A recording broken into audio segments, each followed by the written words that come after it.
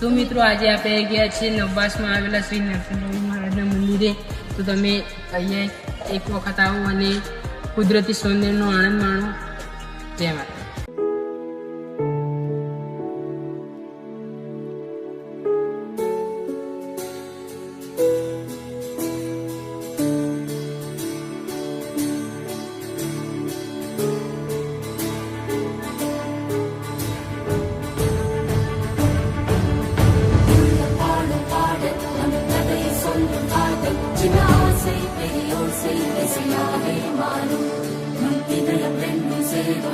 புதிய பருவம் பாடும் சின்ன ஆசை பேரோசை இசையாகும் இந்த திருமண கொண்ட